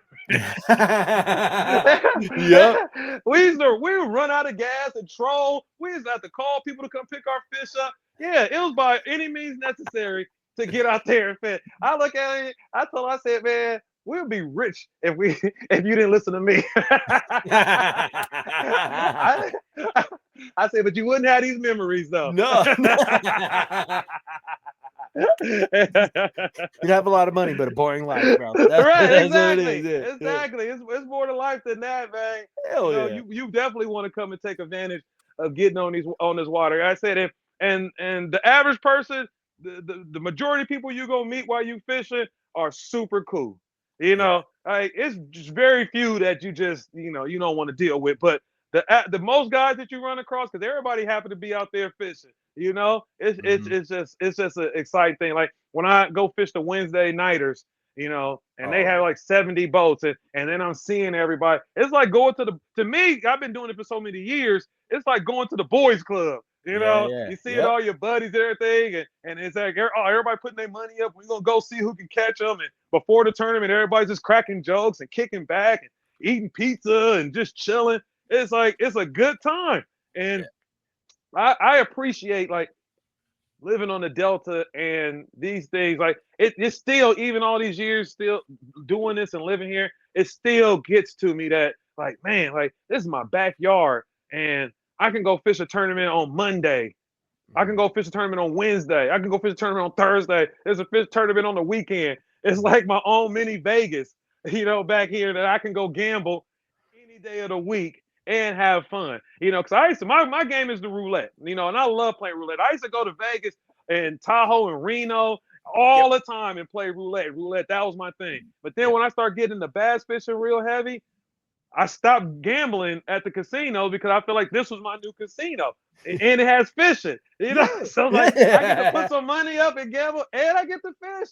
Like, oh man, heck yeah! Dude, hey, I used to gamble a lot, and I used to love that roulette was how I would set the tone for my night. I would go in and I'd put 50 on black, and if it hit, I'm having a good night. If I missed, I'm like, all right, I'm going to the $5 blackjack table. I'm just gonna sit there and just play hands for a while. And then I'm still like that. The wife knows. If I was in Vegas tomorrow, or I'm going right now, as soon as I land, I already got separate money in my other pocket. It's just for roulette. It might be $100, $200, and I'm about to bet all of that. And when I do, I'll put it on there. And if I hit, I tell the wife, like, what do you want? The biggest lobster and steak? You want to go dance and go have a drink? I'll go spend all that money because I walk away. I don't give it back to her. I take it and I'll go kick it and have a good time and then be like, start over the next time. But it ain't nothing like winning a little money and taking their money and go having a good time. Dude, exactly. That's I love roulette because you play with their money. If you win, the rest of the night is on them. You know exactly. Hey, Dave, you the first person I know that said that. That's we think alike like that. Yeah, Heck yeah. I got too many kids and not enough jobs right now, so I can't be hitting roulette tables. When I make it big, we'll go together. Yeah, dude, I'm down. this is what I had. This is what I had. One kid, and I was young, and the business was booming. Yes. Heck yeah. So where you at now? Like, what's going on? You still out there? Still out here in Discovery Bay. I still fish a lot of the tournaments on the boat out here. You know, I kind of strictly stay on the Delta. Like the last couple of years, so funny. Before I would travel all over the place, and I'm here, Clear Lake, Orville, Shasta, Berryessa, and it just started taking a toll on me financially. You know, with the boats and traveling and doing all that, it just became so expensive. And my OG partner Steve Sapp, he told me one day, he said you traveling all over the place fishing. You can't get good nowhere because you're always here and here. You spend 1 day here, 2 days here, 3 days, 1 day, 2 days. You can't get good. He said, pick one spot and become good at that one spot. You know, do that. And it just set with me that it was like, like I'm spreading myself too thin, because even though I was good on the Delta, by the time I went to Shasta, Clear Lake, Orville, by the time I circled back to the Delta changed on me. You know, and now I'm not in tune with it. And then I start seeing that, man, I'm not even cutting a check. Like, oh man, like this is crazy. So I would say like 3 years ago, shout out to my boy Paul Bailey. He was the first one, because in the early 2000s, I just named, he was there, and that's my guy. And I'm seeing him all 1 year, I didn't see him, and then the next year I didn't see him, and all I kept seeing, he's at Clear Lake. He never left Clear Lake, Clear Lake, Clear Lake, Clear Lake, Clear Lake. And then it just hit me, and then after I heard that, I said, you know what? That's what I'm about to do. I'm about to just stay here on the Delta and just stay on tune with the Delta, and then just have fun and doing my thing here on the Delta. And when I did that, I won. I cut a check in pretty much 90% of the tournaments I fished, you know. And so the last 3 years, it's like I've been in the positive in fishing, you know, just by staying put, you know. And then if I do travel, I like to travel in the kayak, because it ain't gonna cost me much. And one thing that a lot of people don't know is you make more money. You do. You make more money fishing kayak tournament. They want less entry fee, and they pay you more. Like, I would compare the boat tournament, how I did in the kayak tournament, and I'll be like, I made more money than the guy who took second place on the boat tournament, who paid, you know, $500, $600, $800, $900. Like, after he deducted his expenses, he didn't make a fraction of what I made. See, that's what the thing. You say, oh, he made $5,000. Yeah, but my man been fishing in that boat all week. Like, like the money he had to spend, if you deduct all that from the gas, the oil, the launching, like the month he went fishing, that monthly payment on that boat, like you're not touching like any body of water in your boat, and you ain't dropping $100 in the gas tank if you trying to practice all day. You practicing all day for 5 days, it's $100 every day. Yeah. Oh yeah. It's just it ain't nowhere around. And I say, man, it be just tripping me out when I go kayak fishing. I kayak fish all day, you know, and then I come back and charge my battery up, and I can go the next day and charge the battery up again, and then keep on going. I was like, I mean, to me, it's just a way for me I can spread my money how I want to spread it, and it gives me the luxury of fishing a lot, you know, on a budget. Yep. You know, now one of these days, I hope I get, sponsorships, and who knows what's the future. I mean, but if stuff started happening for me, yeah, I would love nothing more than to travel and do the big tournaments like in the boat. I would do all the big stuff. I told my wife, I said, hopefully one of these years that I'll be able to make my life where when I retire, that it's set up that I can be a professional West Coast angler. It just means I can just fish all the tournaments out this way. And if I qualify to go on the East Coast or whatever, then I can go out there and do it. But it ain't all on my dime. That I have some help from sponsorships or something like that. So Greg Blanchard, he stay on me because he always like, man, you should be fishing for that. And me and him trying to get stuff together so I could get sponsorships and get all that stuff coming in, so I can be like, because to me it's like I give people, I feel like you only getting like a quarter or a little bit of what I can really do if I had the time. Yeah. It's like if I had the time, I have all kind of stuff popping off. It's just to manage all this stuff and keep it going. It's just a lot. It's a lot. Yeah. Oh, dude, absolutely. So, and like, I don't think anybody could handle that the way you do, if that makes sense. So, like, I think sponsorships is going to not be a problem for you, if that makes sense. Like, you have a great way and a healthy attitude on how to balance and manage your life. So when something comes your way, I have a feeling you're going to know exactly what to do with it and how to handle it. That's super awesome. Appreciate that, Dave. Yeah, that's the plan. I'm surprised that you don't have a bunch of sponsorship. Personally, I'm surprised you don't have a bunch of sponsorships now. I mean, I get it all the time. Like, what? Yeah, right.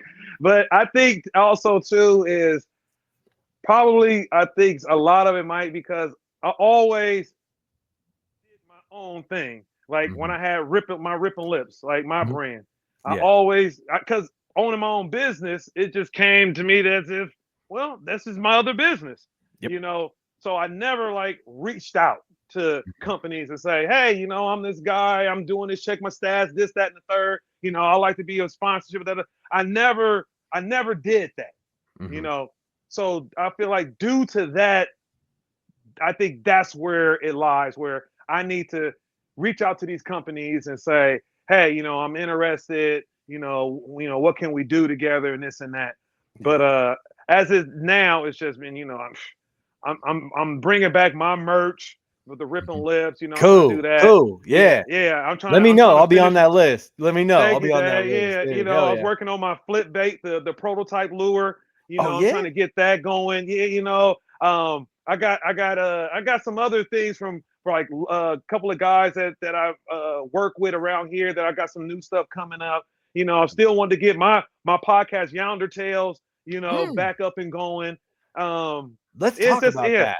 I want to talk about that real quick because I was not aware that you had a podcast called Yonder Tales. I'm sorry, I do zero research about people. Like I take them for who they are because I want to learn about them genuinely on the show. So like, tell me about this Yonder Tales. I need to hear about this. People used to always be like, oh, right when everybody was having a podcast in last year or the year before, or a lot of podcasts start popping up. It was like, man, you should do a podcast and stuff, But I was just like, I don't really, I don't think that's like my thing and everything. And I don't even know what I would actually say or do on it. And then one day I was sitting with the wife and I was like, somebody asked me, sent me a message like, you should do a podcast. And I was like, somebody else want to do a podcast. And I was like, if I did a podcast, it would have to be like how I would want. And I was like, if I did it, I would want to just tell funny stories. Yeah. Fishing stories. Yeah. Like that's all I wanted to say, because me and my team partner, like we didn't fish so many tournaments and we had so many stories. And like I'm telling you, like I was like, from when I started fishing to where I'm now, I mean, I can go forever on stories about fishing. So I said, I'm about to start the Yonder Tales, and it's just gonna be me pretty much telling people about my life, my adventures, my stories, my buddies' stories, and people who I know, or anybody who just have a funny fishing story. So I started it last year. I think I put 13 episodes out. And after 13 episodes, I stopped because I have old VHS, the camcorder tapes of Oh, my yeah, old the mini fishing. DVs or whatever they are. Yeah, the DV, Yeah, exactly. yeah, So I yeah. have 100 of those tapes with fishing on it, of old school Delta and everything. Oh, So I start going through all that footage, yeah. and I'm putting it all together. So when I bring Yonder Tales back, I can incorporate a lot of those videos. So you can see me at 25 years old, trying to do the tournament. You can see my bows. You can see all my friends and everybody who I met. Like some of the guys, like Chris Zaldane, who's Okay, yeah. fishing Bassmasters and stuff. Like I got him on footage when he's at the Delta, and I'm like, he's one of the guys that I'm looking up to. Like, dang, like these guys, to see all of the Bassmasters, Mark Daniels, shoot, Bub Tosh, that's like Oh, yeah. I see like when Bub was like, so when people be like, man, this dude like nah, like when I was young, these dudes they was a problem then, and people, I think a lot of these fishing guys aren't like me. Like when I see these dudes, I pay homage. Like Mhm, y'all paved the way. Like man, you motivated me to be mhm. better, and you still good. I don't care if you not even cutting checks, you still out here fishing. Man, I ain't forgot. You a legend to me, and I think a lot of OGs like they appreciate that. Nah, like Obedie is way bigger now, like, and he don't act like, oh, I'm better than you now. It's my time. Like, nah, I still come and be like, man, hey, you a legend. I tell Ken Mo all the time, I'm a fan. Like, man, Yeah. hey, when I watched you and you was doing that stuff when I was young, just starting out, like I watched you, like I gotta get on that. And the first time when he knew me, hey, what's up? Oh, you got him? And I'm like, what the heck? He knew my name. Like that type of stuff, man. So that's why nah. And I think those guys, it's even same thing with Greg. When I Yeah. first hooked up with Greg, he watched all my old videos. He was like, man, I grew up watching the Ripple Lip show, man. Like, the fish with you, man. Like, heck yeah. And he brought me back, Yeah. like Oh, yeah. I was early YouTube and all that stuff, then fell off, and it was like whatever. And then Greg became the man, and then he brought me back and was like, and now shoot, everywhere I go. Oh, I love you and Greg when y'all out there, the OG show and everything, this and that. Like, heck yeah, it's just it's the fishing community is just the love. They won't let me leave. They yeah, Dude. yeah. Like I said, even when the new guys show me love, the old guys, it's like I'm like the bridge. Like I feel like I'm important out here for this to bridge. That's why even like from the kayakers in the boat, like the boat guys in the kayak, I'm the bridge. Yeah. Yeah. So I feel like even kayakers when they out there, I think boaters give more respect now to a kayaker Mhm, because they like our boy O is a boater now. He kayak, mhm. and that's my guy. So if I felt some type of way against kayakers out there, I got a little love for y'all now because my boy O out there, Yeah. or the Yeah. kayaker that be like, you know what, I'm about to get a boat and get out there. O out there and he can do it. I'm about to get out there and do it. So Yes. yeah, it's just, man, Dad, it's like this stuff's just hard to put in words. Like this whole thing, it's like I said, I told a wife like I think I need to write a book or I need to do a movie on this because man, like when I was Dude. fishing, when I first started bass fishing and doing ripping lists, people laughed about fishing.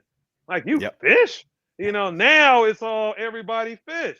And I'm like, man, I was the first fisherman on YouTube. I say I like somebody showed me another fishing show before me, but I know it was me and Fishing with Joe, this other guy, and I was early YouTube. Like that's what it's like saying. Like I'm OG in this game, Yeah, dude. and to Yeah. still be here is amazing. Yeah. And dude, you said it perfectly. Like, because like I said, I come from skateboarding, so like I can only speak from experience. I don't speak other people's experience, but from experience, like I remember when the YouTube guys skateboarding, where they were like, there'd be a kid out there and he'd be like filming himself and like talking to his phone or talking to his camera, and we're all like, what is he doing, dude? Whatever. All right, cool, whatever. We're just gonna skate over here and be like, all right, man, cool. Those dudes now, they're living in like LA, South LA, just Yeah. like they've grown, because they stuck Yep. with it, and They like, stuck with it.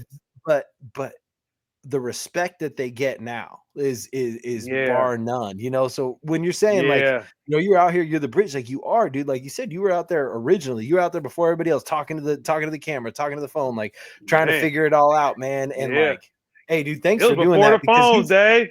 Yeah, It was just straight camcorder. yeah, I used to right. have to tape it to the boat and stuff. Yeah. Got the VX just tied up to the front. Like, all right, let's go. And it was no YouTube. It was a DVD. Yeah. So if you didn't, I had to give you DVDs. Like I used to go to launch. I used to drive to launch ramps and then put DVDs in the back of everybody's truck with a trailer, and I would put it in the bed of their truck or on the windshield. Yeah, Yep. I used to go to all the tackle store from Clear Lake down here to the Delta, and I drop off 100 DVDs, and then they'd be like, well, I'd be like, it's free.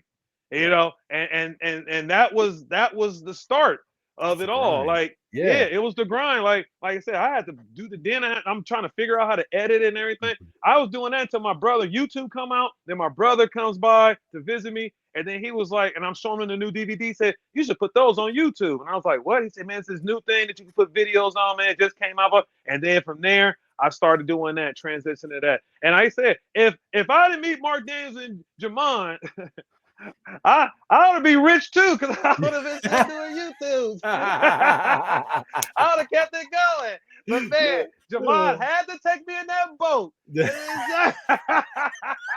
He had to do it. Changed my whole life. I said, oh, I don't want to do this YouTube no more, man. I'm a fisherman. I'm a tournament fisherman, man. Oh yeah, dude. All right, so Ripping Lips is coming back. You're working on it. You're gonna have the videos. All this. Hey, speaking of which, side note, just my nerdness in me. Do you have like a DV reader and all that stuff with the FireWire that you have to plug in the computer to get the footage off the mini DVs, or do you have an actual player? I'm glad you said, Dave. That's what I'm trying to figure out now. Okay. I'm glad you said, because I might need to talk to you, because I got I bought the old camcorder so I can play it. I hooked it up to the TV maybe like a month or two ago, and I just been watching all of them. I went through all 100 tapes to see like kind of what's what on there. Yep. You like know, minutes, writing tape labels. Exactly. Yep. So I labeled them, wrote all on them. Now I said, okay, now I got to figure out how can I get it from here to the computer to now I can edit it. So that's where I'm at now. I need to know, because once I could do that, then I'm on to back to I want to take everybody back down memory lane. Hell and show you old Delta and just show me coming up. After we get off the show, I got my skateboard filmer homie. I'm gonna link you two up, because that's what he's been doing for years. You can get little mini DV players, because that's what we used to film on skateboarding. It was like on a VX or an HPX, which was like a HD, but it still had the mini tape inside. You know, so it's like okay, thanks, Dave. So we'll talk after the show for sure. I'll get you guys introduced to each other, so that'll help that. So show's coming back, like you said, it's in the works. It's coming. Yonder Tales is coming back. Yep. I've already got one of them done. I'm trying to get a couple of them done before I start releasing them back again, so I can get ahead of schedule. But I'm about to for sure bring back the gear. I'm trying to do everything at the same time, so it all comes with the lure, the gear, Yonder Tales, and maybe some more YouTube videos. Try to bring the whole package and trying to get enough of it done so I can stay ahead of it and it can kind of stay consistent. I'm about to get back out there with Greg, start doing some more of the OG show, and bring that back. Yeah, just try to do this, bring it back. I feel like, I like to hit everybody with a lot and then disappear for a minute, and then because I mean, I don't know how many people could just take so much positivity. I gotta give it to them in doses sometimes. Dave. You gotta dish it out, and let it simmer for a while. Yeah. That's what I like with Greg. Like I'll be on a show, the next show, and then I disappear for a minute. And then I come back. Yeah. So you get just enough. That's perfect. I love it, dude. So all right, so come back soon. Yeah, it's all coming back soon. Yeah, it's all coming back soon. So what else is going on? What else is going on with your life? You just happy where everything's at? Everything's beautiful, blessings around. Everything is beautiful. Day. I said, my plan is hopefully like I'm about to either sell my boat and get another boat, or I'm about to put a new motor on it. I'm trying to figure out. I got 3 bass boats, so I'm selling one for sure. Yeah. One I'm gonna put a motor on, and then I'm gonna try to bring back root beer. Root beer, the fans want root beer back, so I'm bringing root beer back. My kayak, hopefully I'll come see you guys down to Kayak City and get me a new kayak. That's my plan. I definitely want another kayak. That kayak that we was looking at, that had the platform that you showed me that y'all had on display. Oh man, I just all I could think. Yeah, I love that one. So hopefully I can get myself in one of those. That's my plan. We'll see. Hopefully, so then the boat be good. Then I got fresh new kayak. That's how I want to start the year off next year, and do more tournaments, or as many as I can. And vacation as many times as I can. Yes, dude. I love it, dude. So we're coming to the end of the show. I got a list of about 13 questions. It's just kind of what I do at the end of every show. So these questions are a little deeper, because sometimes on certain shows, like, we go deeper, sometimes we don't. It's just how the flow of the show goes. But but these questions are all basically the same thing. So everybody gets the same set of questions.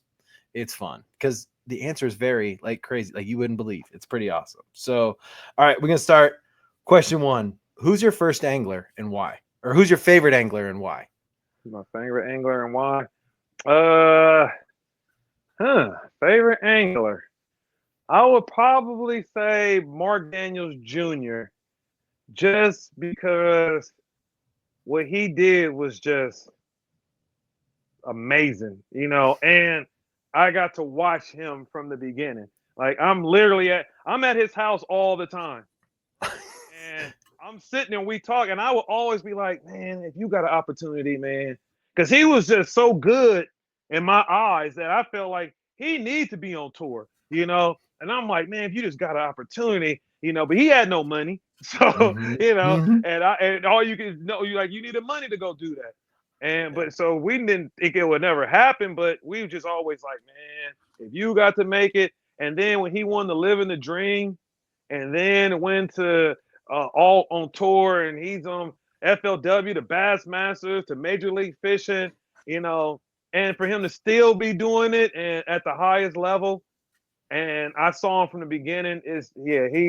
That's my guy right there. I would say he's my favorite, and he's still out there putting in work. And he ain't never forgot about me, and what I did for Ripping Lips and what I put down and everything. He always calls me, and he always lets me know, and and motivates me. And we always talk about life, fishing, the family, everything. I wish him the best. I hope he just that's just my guy. I love that guy. Oh yeah, man, dude, that's awesome. All right, I love that. So, spend a day with anyone, and this is not like a day fishing. Like, you could do whatever you want. Like Josh Franco. Oh, shout out on the Kayak Adventure Series wins, Josh Franco. Congratulations, dude. That was awesome. But he said smoking cigars with Nelson Mandela on the beach in Hawaii. So, like, you could spend a day doing anyone or anything with anyone. Who would it be? Yeah. What would you do? As of today, I probably would say that I would want to do a super long fishing trip with my dad. Yeah. Because he kind of got out of fishing, and we don't fish as much as we used to. So to do a trip with him would just be amazing. Like a special trip, and we catch some fish, with my dad. That's awesome. Dude, hell yeah. All right. Biggest fear. What's your biggest fear? Oh man. I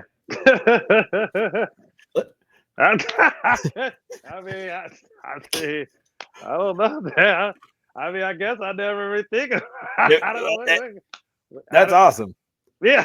That's awesome. That's to say.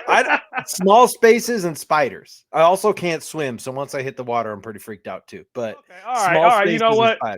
Okay, well, I definitely don't like spiders, any type of insect, bugs. I don't even like pets. The only thing I could probably handle is fish. I'm a super city slicker. I don't do none of that. As far as I can do is fishing, and I don't like heights. Okay. Yeah, fear. I would say the top fear would be heights. Yeah. Heights. Okay. I don't do that. Perfect. All right. Perfect. Have you ever been broke because of fishing? Right now.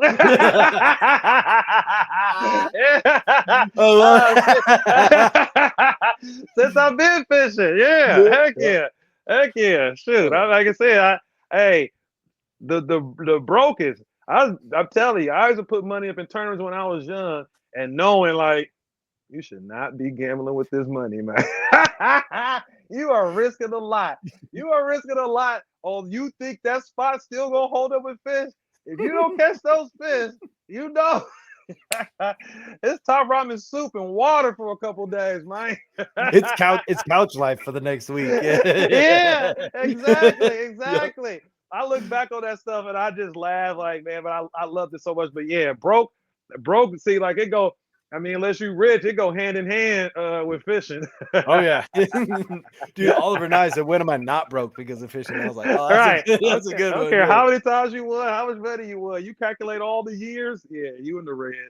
Yeah. All right, man.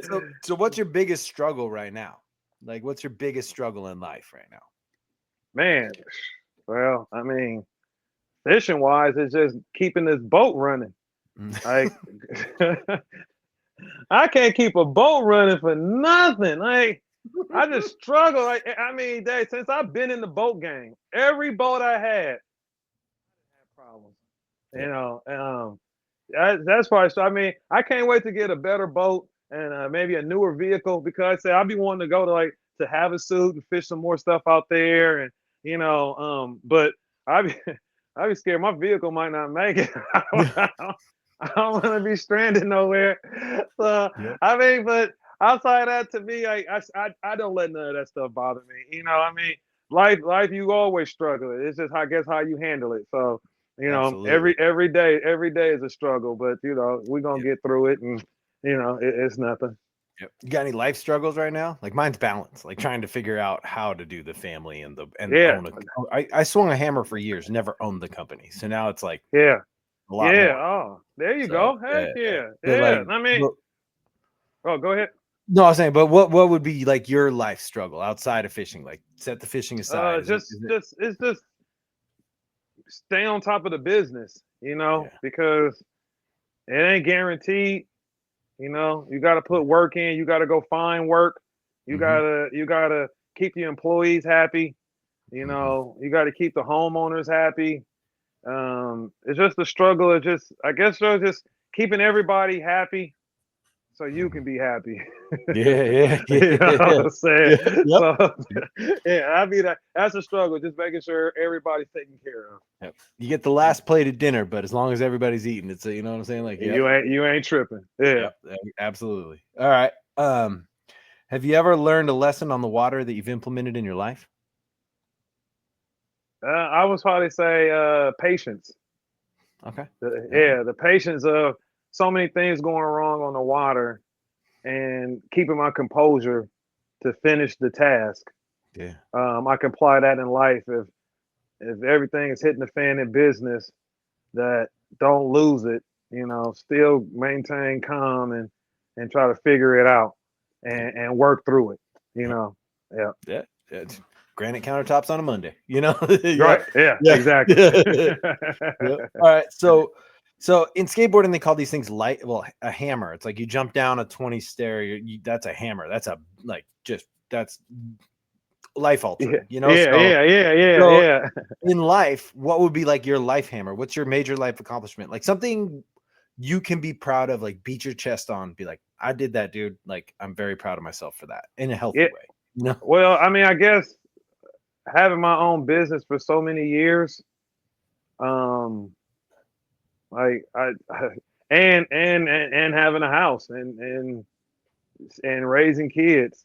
Yeah. Like, like my kids, they don't know any struggle, and that's that makes me feel good to know that, like they don't miss Christmas or birthdays and or meals and and it's I mean, that's a big deal.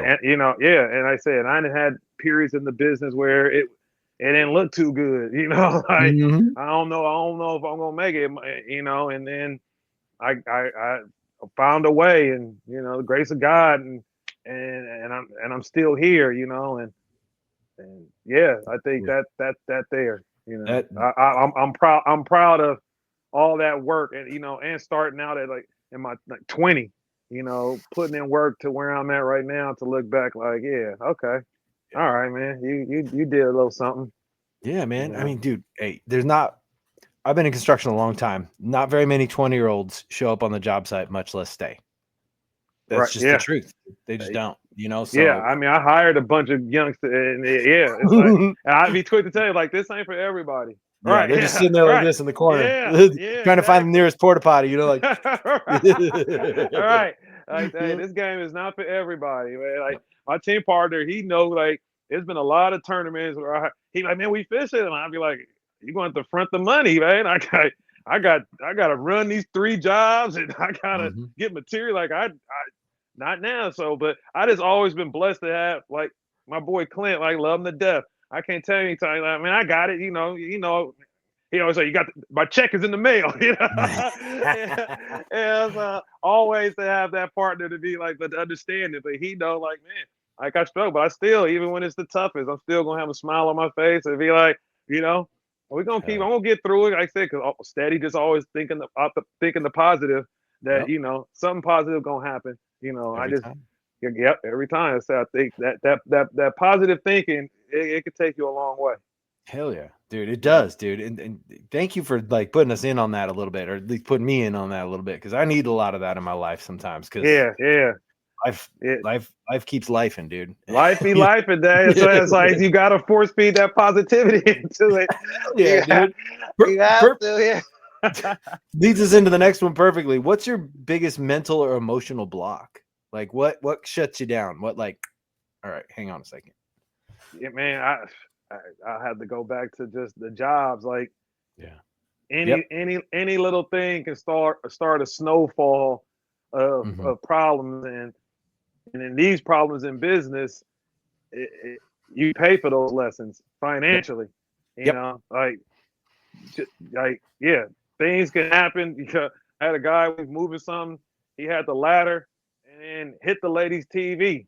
The TV Oh, broke, and it's like, she talk about the thousands of dollars. Like, yep. it's like that's the stuff that knocks the wind out of you. It's like, hey, you ate up all the profits to the Yeah, there goes job. my 12% right there.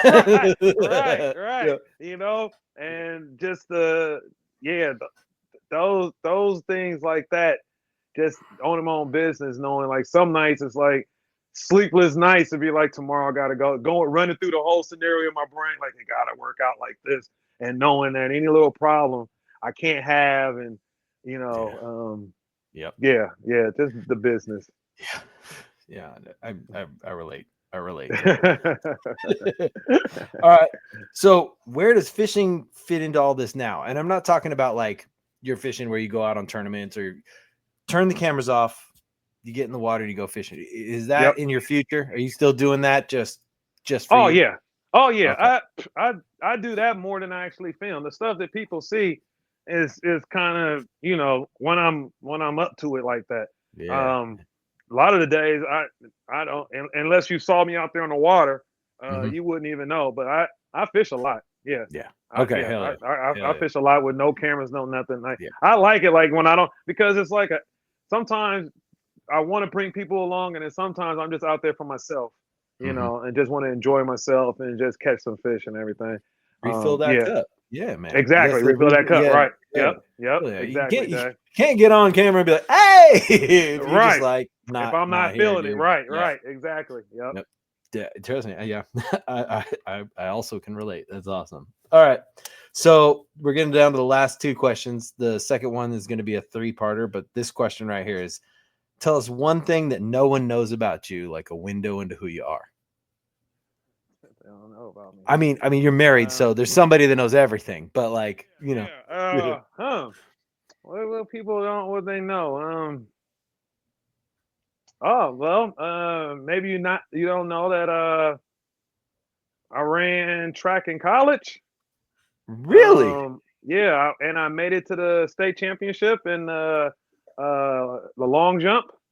Oh, Yeah, I was a long jumper, a triple jumper. I used to do the high jump in high school. Um, I went out to college for basketball, got hurt. And due to I got hurt, I was out for a couple of weeks doing tryouts. so the coach was telling me that I had to redshirt or play next year. So I Oh. quit the basketball team because I felt like I was better than a lot of those guys. So I was like, and then I called my mom and I was like, yeah, I'm coming back home. This didn't work in basketball. And she was like, you should go up for the track team. And then I was like, Mom, I ain't coming here to run no track. I came here to play basketball. Coach I come out here to train. so she was like, you just think about it. And it was one of the craziest things because after I got off the phone with her, I went to the cafeteria to eat, and I'm just so down, like I'm about to pack up and leave. And then the weightlifting coach, he comes into the cafeteria and he said, Obedie, I just heard that you're not playing on the basketball team. And I was like, this just happened like 30 minutes ago. Like, it's already fresh. And so he said to me, he goes, man, I'm in charge of I'm the new track coach, and you should come out and run track. And I was like, now that was weird. I just had a conversation with my mom. So then I told him, he said, I don't know much about track, but I can get your body in shape for it. And then me and him practice all the time, and he was the coach, and I was the only one that made it to state. And I want to say it was like 20 years before the last person even went to state. And went out there, and I didn't do good in state. I ended up scratching all 3 times, but I made it, and that there was one of the pivoted moves that let me know that when I put my mind to it and I worked hard, that I can make it, and that was just a good time right there. And a lot of people probably don't know that about me. No, I love that. And there's also nuggets in there, like perfect example. One's a coincidence, two's a pattern. One says Yep. All right, exactly. Right. Yep. I love it, man. I love that. So all right, last question. It's a 3-parter, man. What are you doing? It's for your health. What are you doing for these things? What are you doing for hydration? What are you doing for diet? And what are you doing for mental clarity? All right. Well, now I try to stay off the sodas, because I love them Sprites. I'm still trying to wing off, but I drink a lot more water. The wife, she puts us on vegetables a lot now, so I probably have daily vegetables that before I go to work, she'll make me a container of vegetables and stuff, so I have vegetables and water, so though for my diet, that's how me and my wife, we're trying to get that star tape on top now as I'm getting older and everything. I'm 43, dude. I need minerals and I need water. Yes. So I'm changing up on that, and the mental is just,